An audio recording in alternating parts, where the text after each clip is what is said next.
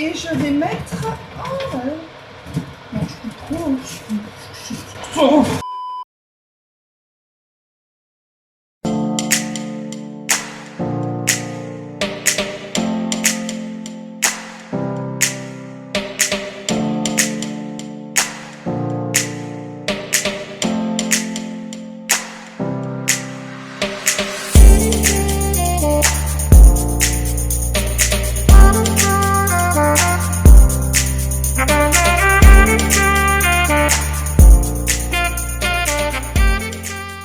Bonjour, alors aujourd'hui on se retrouve pour une vidéo.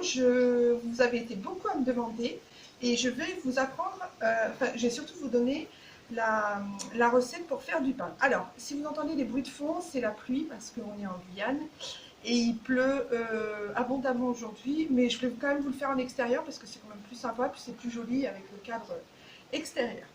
Donc, alors, pour faire la recette pour le pain, donc c'est un pain bio. Pour faire la recette, il faut, alors d'abord, voilà, de la farine. Voilà, de la farine bio. Alors j'achète à Carrefour, hein, c'est de la farine de blé type 65. Elle est blanche. Par contre, vous pouvez la prendre semi-complète ou complète ou avec des graines ou comme vous voulez. Le tout, c'est qu'il faut qu'elle soit bio, quoi. Enfin, il faut, c'est mieux. Voilà, après du sel, voilà, vous aurez besoin de 2 cuillères.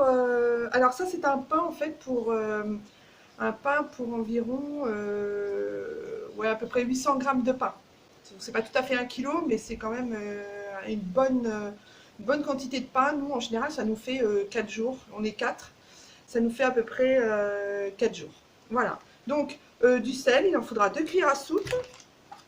De la levure de boulanger. Donc, moi, je pris celle-là parce que c'est levé rapide, même s'il fait très chaud ici, ça lève très bien. Donc, levure rapide. Donc, levure de boulanger, vous en aurez besoin de 2 sachets. Voilà. Après, il faudra 700 ml d'eau. Alors là, je suis à moins de 700 ml d'eau. Parce qu'en fait, oui, j'ai pris ma gourde de sport. Oui, mais au moins, il y a écrit 700 et je me trompe pas. J'ai pris un peu moins de 700 parce qu'en fait, ce qui se passe, c'est que dans ce verre, j'ai mis la différence d'eau. Parce que je vais d'abord, avant de commencer ma recette, je vais diluer mes 2 sachets de levure dans ce verre d'eau.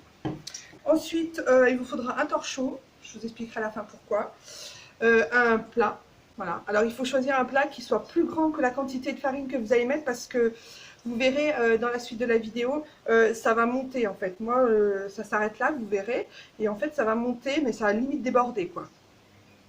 Voilà, une petite balance, moi j'ai une petite balance, ma petite balance que j'aime bien. Une cuillère à soupe, une spatule et une... Marie-Louise? C'est une Marie-Louise? Je sais plus. Je crois que c'est une Marie-Louise.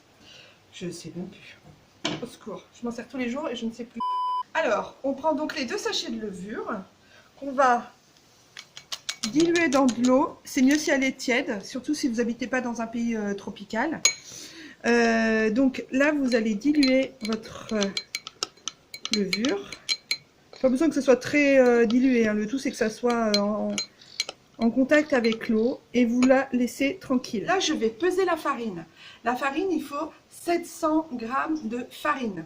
Donc c'est assez simple. Moi j'ai une petite balance parce que c'est vrai que j'aime bien être bien précise. Donc je vais donc mettre ma balance en route. Voilà, je choisis, là j'étais dans les grammes, donc là je fais la tare. Je prends ma farine que je vais mettre, donc 700 grammes de farine. Voilà, le tout c'est mieux qu'elle soit bio parce que c'est d'abord c'est meilleur et puis voilà, c'est meilleur pour la santé. Donc là ensuite 2 cuillères à café de sel parce que c'est mieux quand c'est salé, sinon ça fait du pain sans sel. Alors chose importante, c'est que le sel ne doit pas être en rapport avec la levure. Ils ne doivent pas se toucher, ils ne doivent pas être mis en même temps dans la farine, ils ne doivent pas être mélangés en même temps. Donc il faut bien d'abord mélanger la farine, le sel en fait dans la farine. On est sûr qu'après ça se touchera pas, ça ne sera pas en contact avec la levure. Ensuite, on prend la levure qui a déjà quand même un petit peu levé, enfin en tout cas c'est bien mélangé. On évite qu'il y ait un peu trop de grumeaux. On la met dans la... C'est vraiment une odeur. C'est vraiment une odeur particulière, la levure. Donc, on la met dans la farine. Voilà. Ensuite, c'est là où ça commence. C'est-à-dire qu'on va verser l'eau. Alors l'eau, en général, je la verse totalement dans la farine. Voilà. Et là, on va remuer, on va remuer, on va remuer. Voilà. En fait, vous mélangez tous les ingrédients. Donc l'eau, le sel, la levure, la farine. Et ça va vous faire une pâte. Alors moi, j'aime bien faire ça parce qu'en général, ça soulève et puis ça aère.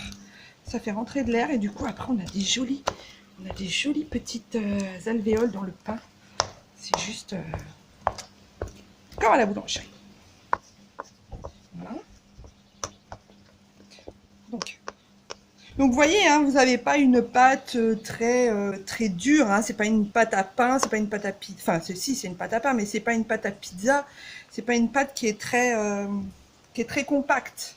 Vous voyez, c'est entre la pâte à pizza en fait et enfin la pâte brisée même et la pâte à beignet en fait. Donc ensuite, vous enlevez le surplus de...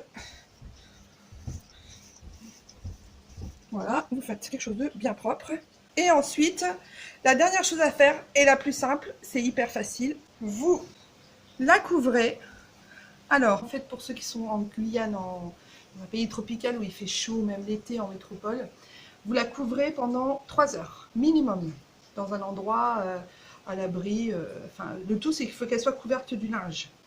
Si vous habitez en métropole et qu'il fait froid, qu'il fait genre 20 degrés, vous la laissez lever toute la nuit. En fait, il faut minimum la nuit pour quand il fait frais. Sinon, c'est 3 heures à température. Là, il fait 30 à peu près, donc ça va être 3 heures de temps. Voilà, je vous laisse. Je vais donc aller faire reposer ma pâte et on se retrouve pour la deuxième étape, c'est-à-dire l'étape de fin, de finale. Et du coup, je vous retrouve après pour le pétrissage, un petit pétrissage et surtout la mise au four. Voilà, je vous retrouve dans 3 heures. Bye bye! Alors, 3 heures après, on se retrouve et voilà. Voilà comment la pâte a gonflé. Vous vous rappelez tout à l'heure, elle était, je pose, c'est lourd. Tout à l'heure, elle était vraiment, on sent qu'il y a encore des, regardez, ça boue, il y a des bulles. Tout à l'heure, elle était vraiment ratatinée. Là, maintenant, elle a bien gonflé, elle a bien pris. Donc là, maintenant, je vais la pétrir un peu, je vais la former en boule et je vais la mettre sur ma plaque. Donc, j'ai préparé un film étirable de cuisson que j'ai posé sur ma plaque de cuisson. Je vais former ma bulle et après je vais mettre au four, le four que j'ai préchauffé pendant environ 10 minutes à 220 minimum. Vous pouvez monter jusqu'à 240 sans souci. Voilà, donc je verse ma pâte sur mon plan de travail que j'ai fariné. Voilà. L'important c'est qu'il y ait de la farine tout autour pour pas qu'elle s'échappe, la coucotte. Et là, ce que je vais faire, c'est que je vais, hop, la retourner. Comme ça, en fait, hop, je vais la retourner, hop, je la retourne, hop. Il faut être vraiment très léger, hein, c'est pas la peine de la casser. On la retourne, on la retourne, on la retourne et on essaye de former une boule, une petite boule de pain. Alors, si elle n'est pas très haute, c'est pas grave. Le truc, c'est qu'elle soit ronde. Je vais la poser sur ma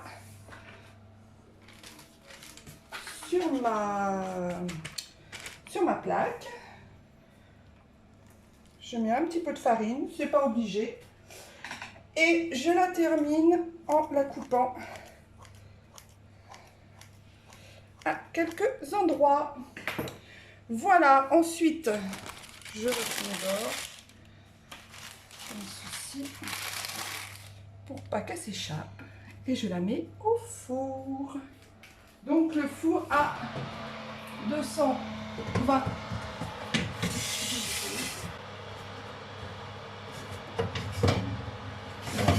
Ça, voilà, et je vais mettre, oh là là, non, je coupe trop, oh, c'est quoi ce délire?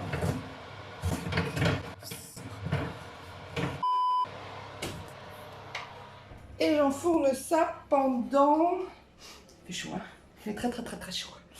J'enfourne ça pendant 40 minutes à 220. Four à chaleur tournante, thermostat, je sais pas combien. Et ça sera du 40 minutes au minimum, parce que la boule est bien grosse.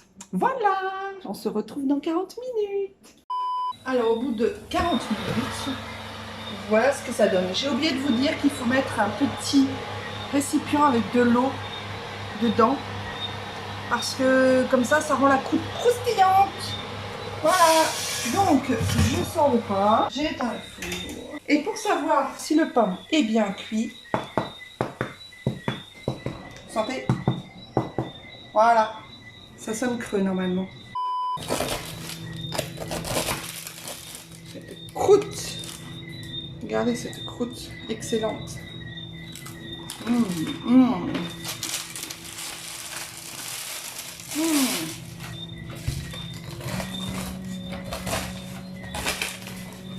Je vous coupe un petit morceau pour que vous voyez. Très très chaud, hein. Il vaut mieux attendre que ça refroidisse quand même. Mais voilà. Nous avons une jolie mie avec un joli pain qui est très très chaud, mais qui est bien bon. Voilà, votre pain est prêt et maintenant à vos fourneaux, vous pouvez essayer et vous pouvez me dire dans vos commentaires si votre pain a été bon ou non, on va se régaler. Je vous conseille en sortie de four un petit peu de beurre salé dessus, c'est juste bon appétit!